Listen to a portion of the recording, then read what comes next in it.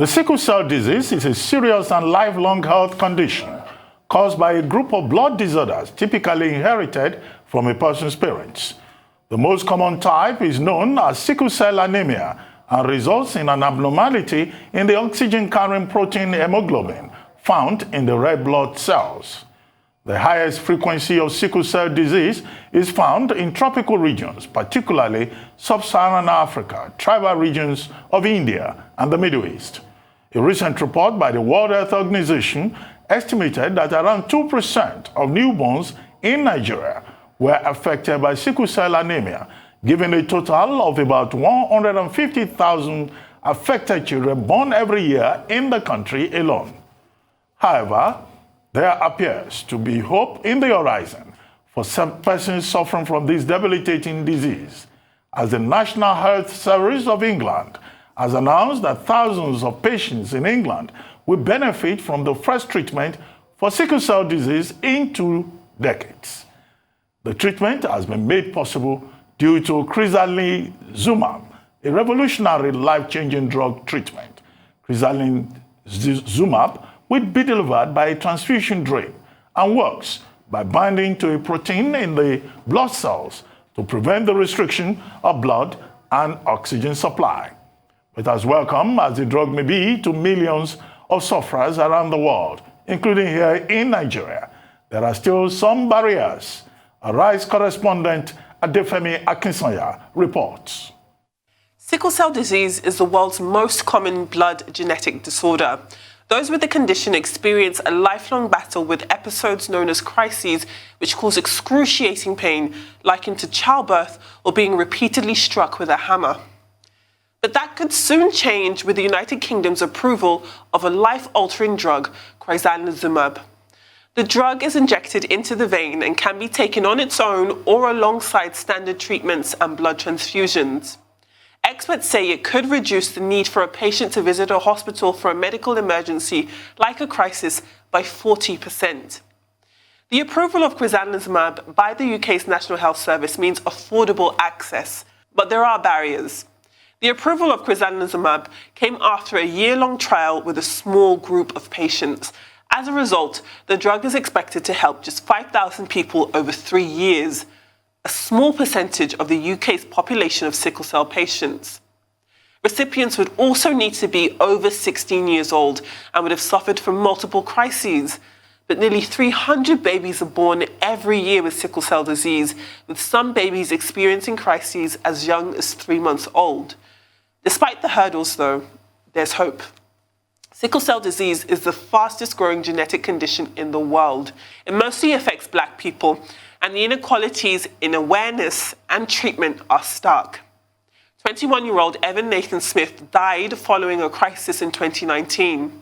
At a coroner's hearing, nursing staff admitted they did not have enough training in managing sickle cell disease, despite working in an area of North London with a large Black community. Awareness is key, especially here in Nigeria, which has been ranked by the World Health Organization as the sickle cell capital of the world. In no other country is the disease more endemic.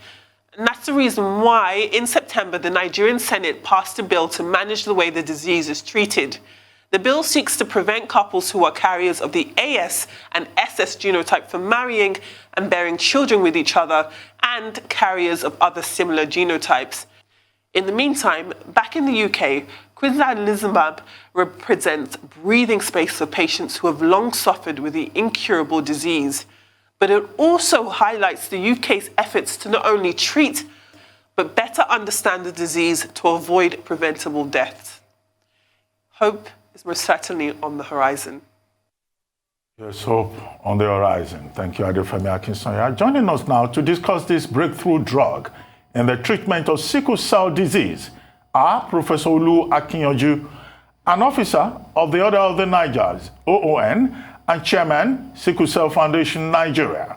Also joining us from London is Dr. Bola Owolabi, a Generation Q Fellow and Director, Health Inequalities at NHS England and NHS Improvement. She holds an NHS Leadership Academy Award in Executive Healthcare Leadership for Clinicians. Well, both medical professionals are very experienced in sickle cell disease treatment. Good morning, and thank you for joining us, Professor Akinyanju and Dr. Bola Owolabi. Thank you very much. Prof, you are here with us in the studio, and yes. Dr. Owolabi is out there in England. But Dr. Owolabi and Prof, let me start with a general question to help us put this in context. This year, the theme of the Sickle Cell Disease Week or day on June 19 was Shine the Light on Sickle Cell. Now, this new, discovery and the plan by the NHS England to, administer it, make it available to help sickle cell patients. How much of a breakthrough is it? And how much light does it shine on sickle cell? I'll start with you, Professor Akinyanju, and then Dr. Owolabi will come to you almost immediately. Prof. Well, I don't know anything about it. I heard about it first time yesterday, like most people from the news, that this has been discovered and it will be helping. So I hope we'll find out very soon. I've already sent messages to people in England. Let's hear about it and let's know how we can put it on trial. There's nothing more I can say about it, but I can say that sickle cell, people are growing up with sickle cell. I mean, I just lost a friend, age 72 years, with sickle cell anemia. She died last month from COVID. And she was a retired medical officer. So we have people growing, we have people over 60, 70. So we now have the Sickle Cell Champions Club in Nigeria here. Because when somebody turned 40, she was so happy. She forced me to come to her birthday in Ikorodu and said that doctors had told her before that she probably lived to about 20, 25. So now that she reached 40, she was glad to have a birthday party.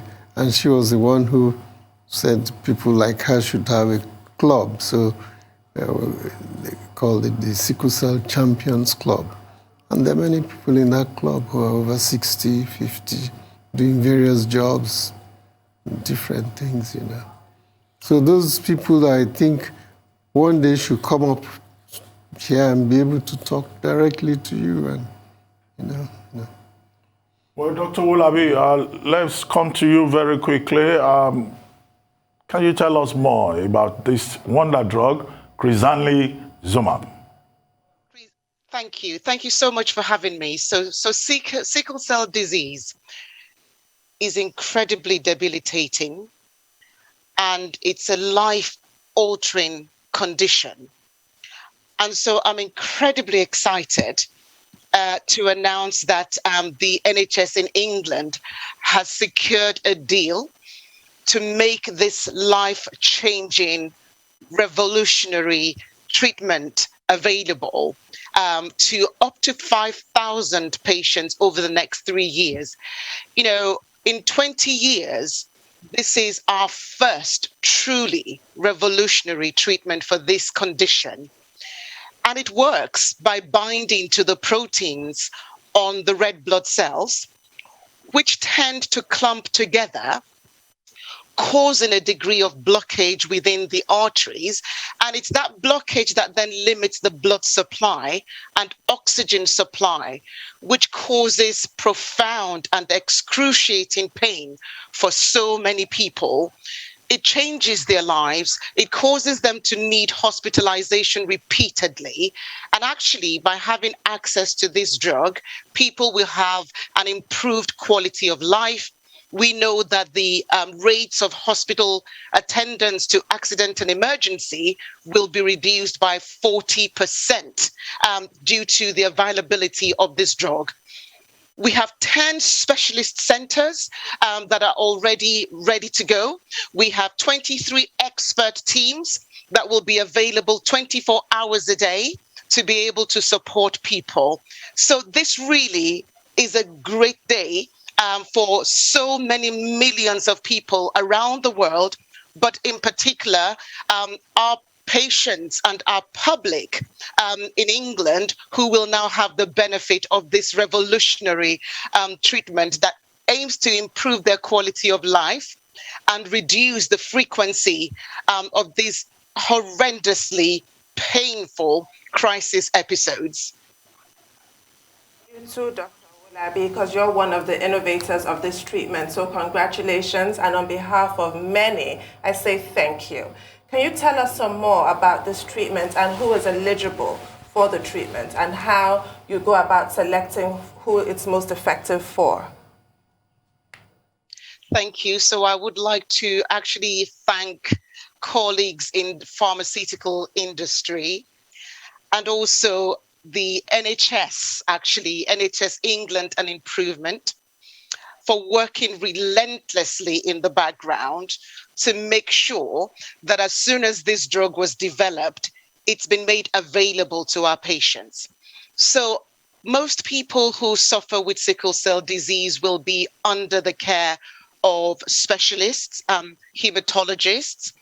And so all of our patients who have sickle cell disease will be having the conversation with their hematologists around their suitability and eligibility for Crizanlizumab. And we estimate, based on NICE guidance, so this is the National Institute for Health and Care Excellence in the UK, that up to 5,000 people over the next 3 years will be able to access this treatment. So I would imagine that hematologists right across the country will be having this conversation with their patients in order to assess their eligibility. So this is truly revolutionary. You know, when you think about how debilitating this condition is, you know, and as the professor was just saying, in some instances, it is fatal. And I do have harrowing experiences in my own family of relatives who have died of sickle cell disease.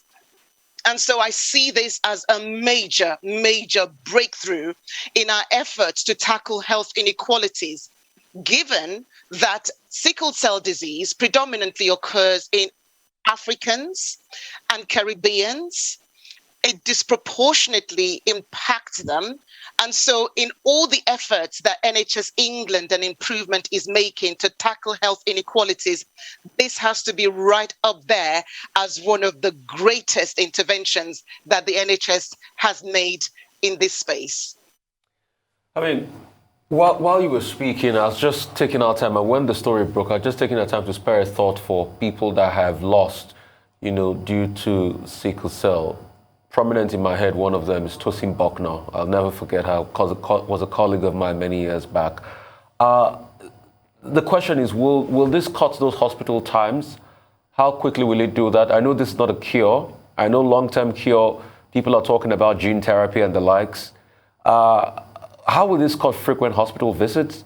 And like Prof was saying here, you know, how are we going to be able to get a drug like this to Nigeria? I know it's just on trials by the NHS first, yeah, but there are lots of Nigerians that need this. Is there going to be that symbiotic relationship, how it can get across to us down here?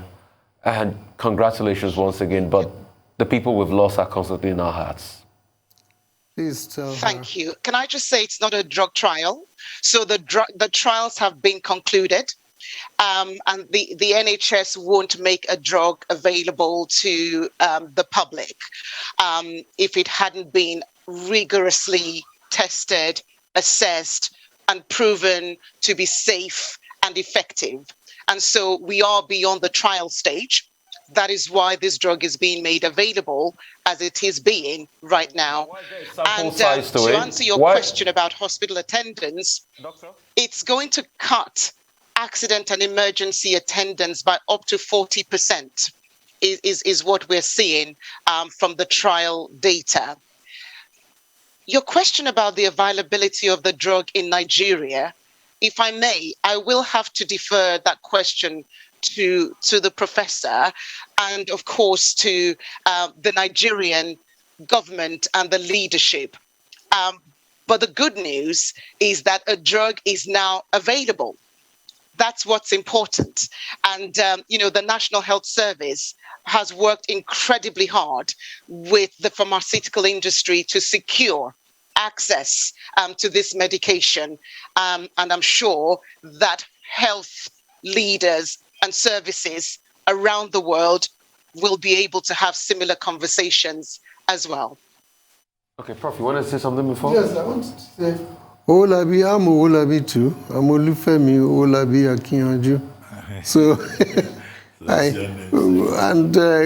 we have the Sickle Cell Foundation Nigeria and the Sickle Cell. I think it would be good if we could be part of the trial.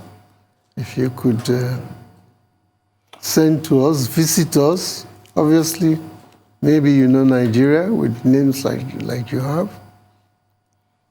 Okay, Prof. Professor, it's lovely to share a name with you, and very happy to have a conversation and make the necessary connections. I'd be delighted. Well, Prof, yes, okay, we're told that this breakthrough drug will improve the quality of life, will reduce trips by sickle cell patients to the hospital. That much was clear in the literature. But there is another issue I want to bring up about Nigeria. You recall that a few years ago, there was a bill that was proposed on the floor of the Senate, which is Sickle Cell Treatment Prevention Bill, and the import of that bill was to have a situation whereby persons who are AS in terms of their genotype, will be prevented by law, from marrying persons of the same kind of a genotype, to reduce drastically cases of sickle cell anemia in Nigeria, which in Africa accounts for over 60% of the cases and is regarded as the epicenter. Where are we with that law? Because it's one thing to have the drugs. How about cancelling along the lines indicated by that proposed piece of legislation? That proposed piece never went through. They came to ask me, the person who is a doctor is currently the governor of Delta State. Senator Patrick Ifeanyi Okowa. He came to the Sickle Cell Center and we discussed it, and I told you it's not possible. There are people who know their genotypes, they marry each other. I went to Brazil, I was invited to a sickle cell thing, and the man running their sickle cell club there, he had SS, and his wife was also SS. I met the two of them. I've seen so many Nigerians. One lady, she was almost dying. Somebody got me to see her. We treated her in St. Nicholas Hospital and this, that, and she got better. So when she got well, she came to see Prof. You've done well, my family are so happy and so good. Say, Prof, please, I want you to attend my wedding. I say, your wedding? Oh yes, of course. Say, Prof, my husband is AS. So looked at me and I didn't say anything. He said, oh. So I said, what? He said, I thought you'd say AS. How can you marry AS when you're SS? So, So, he said, in fact, when we're carrying on in Lagos, they are both Nigerians. He's from somewhere in the southwest, south. He said, I stopped going out with him because I knew he was AS and I'm SS. So I was going out with an AA man. Then it just didn't work out. So we came back together. And that man left and went to America, where he's working till today. And he came for that wedding. He flew from America. So AS, he came to marry an SS. So people marry people. If I want to marry her and she wants to marry me, it doesn't matter whether she has diabetes or have hypertension or sickle cell and so. People marry each other. And she came back to Nigeria 2 years ago with their 2 children, a boy and a girl. Fortunately, they're both AS, but you can't really stop people. If they want each other, they'll go and change their genotypes. People have been known to do this because some churches here have been saying, oh, if you don't come with this will not marry you and so. So it's not something that works. Wow. It's not. Dr. Owolabi, I'd like your take on that. How legislation should or should not be used to prevent cases of sickle cell disease since there is no cure, or how even other societal pressures like churches refusing to marry couples who have a tendency or likelihood to have children that have SCD. What's your take on that? So our first principle has got to be that prevention is always better than cure. And for a condition that people are perfectly able to know whether they are at risk of passing it on to their offspring, I think the most important thing is education, because legislation starts to stray into the realms of ethics and the debate around people's autonomy and their ability to make their own choices. However, I think we do need to educate people that if at all possible, it's important that you do avoid, getting into a situation where you produce offspring that have sickle cell disease, because it is the parental responsibility towards those children and the duty of care. So those children don't have a say in terms of whether or not they are born to parents who carry the sickle cell gene. And therefore, I think prevention is better than cure. Education is the way forward. When it comes to matters of autonomy and people's choice, legislation is not a great tool for dealing with those sorts of challenges. So it's really how do we mobilize education in schools, all the way through from secondary school to university, helping people to understand, especially when you're poor and you have limited resources, the drain psychologically, financially, emotionally, from a productivity point of view on the country. I don't think having the badge of being the sickle cell capital of Africa is the sort of badge that we should be proceeding with. And therefore, I do think that it's incredibly important that people are educated about how adversely impactful this condition is. And for many, it can be fatal, apart from just being impactful from a quality of life point of view. So prevention is better than cure, and education is the best way forward. Thank you, Doctor. Well, before we go on a break, I want to just announce that Arise News will be funding the availability of the drug here in Nigeria for a start. On that note, thank you, Professor. On that note, we'll take a short break. Please stay with us.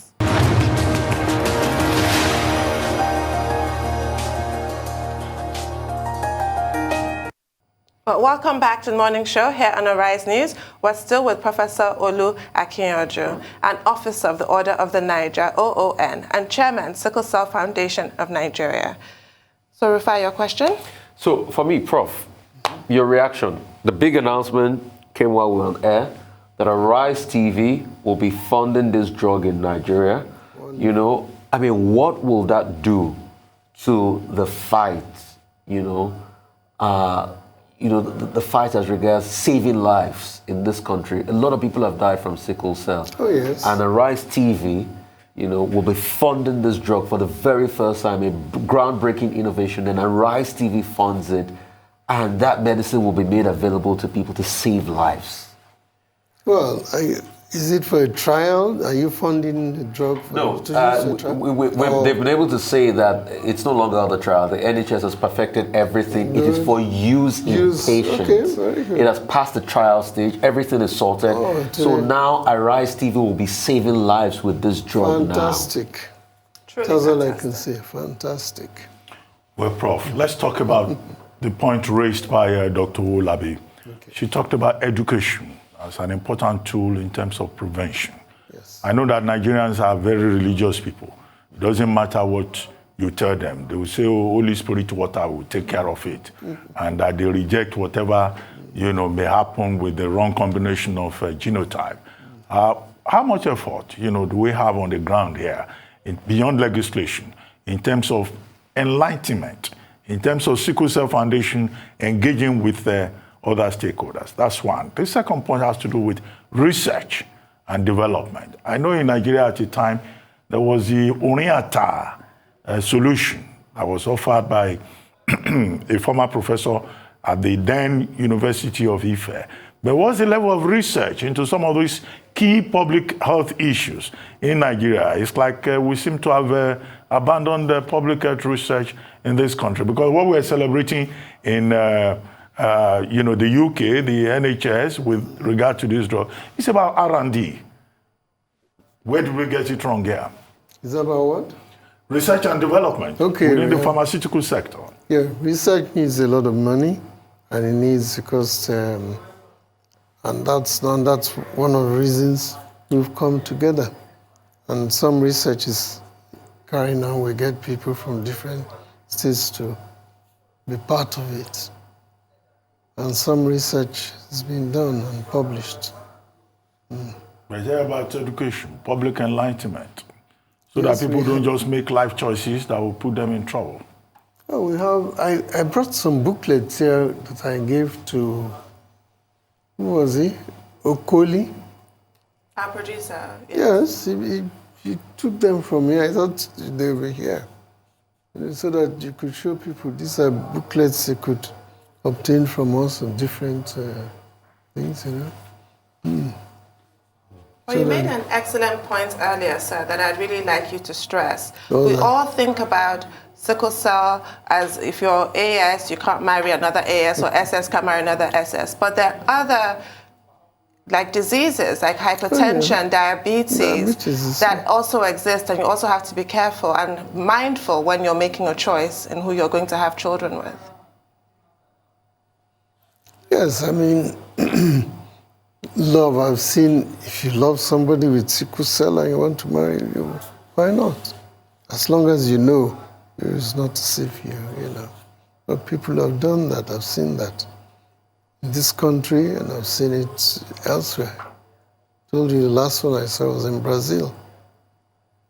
And I said, no problem.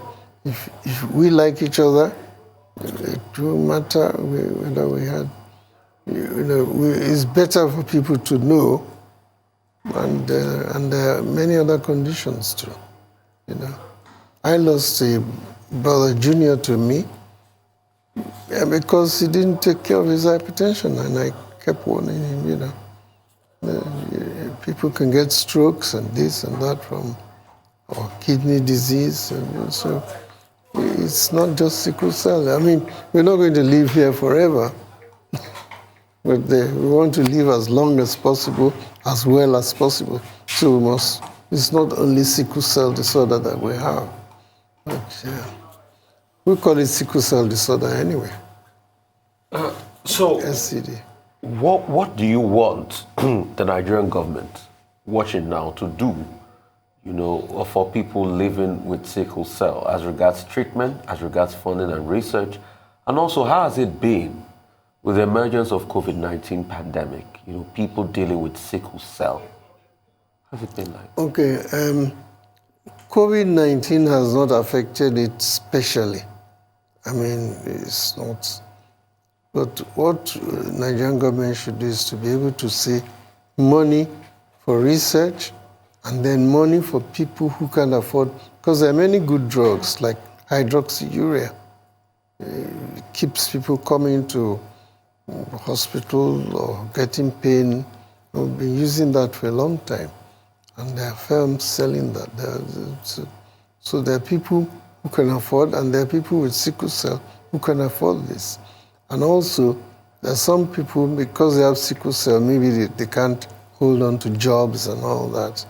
And there are ways they come to us, they want 5,000 naira, they want this, they want that, they want to rent a place, So there are more of them that Maybe it's because we see more, because we are working with sickle cell, you know. I'm sure there are people with hemoglobin AA2 who have problems with getting jobs or getting money and so on. And so, money for proper education and for getting the medication that's on ground that should be used to make them feel better, that's important. All right, so more funding really. Yes. You know, so thank you so much. Really appreciate you, sir, for your time. And in case you've just seen the news, there's a breaking news. Arise News is to fund the availability of Crizanlizumab in Nigeria. That's the groundbreaking sickle cell drug that's just been released, you know, by the NHS. And Arise News will be funding the availability of this in Nigeria, you know, to help a lot of sickle cell patients. So the story, you know, just broke while we're here on air, and we're celebrating that groundbreaking research, you know, just to provide succor for a lot of people living with sickle cell anemia.